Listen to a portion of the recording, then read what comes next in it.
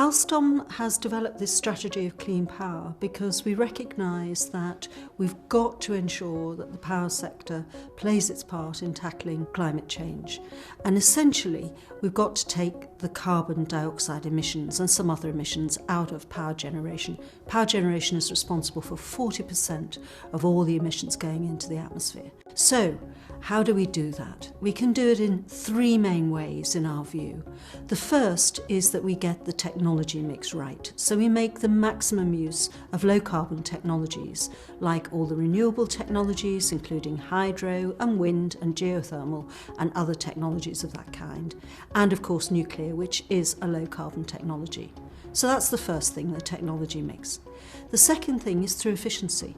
And people tend to think of efficiency as efficiency in using power, but actually you can make big gains through efficiency in power generation, because each percentage point of efficiency improvement at the power station gives you a 2 percentage point reduction in carbon dioxide emissions. So that's the second thing. The third thing is that when you've done all that, you're still going to have a lot of fossil fuel power generation, and that's going to emit a lot of CO2 unless you do something about it.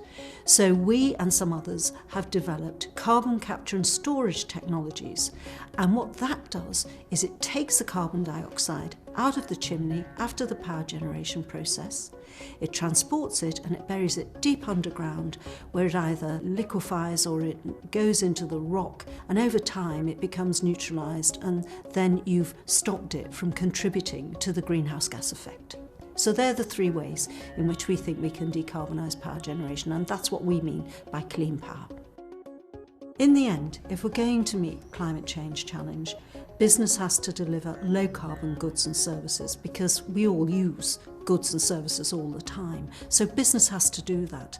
But it's only going to do that if government sets the right framework, the right policy framework, regulatory framework, and the right incentives for people to invest and to make a return, because that's the way you get innovation, and that's the way actually that you get change happening most effectively and most quickly.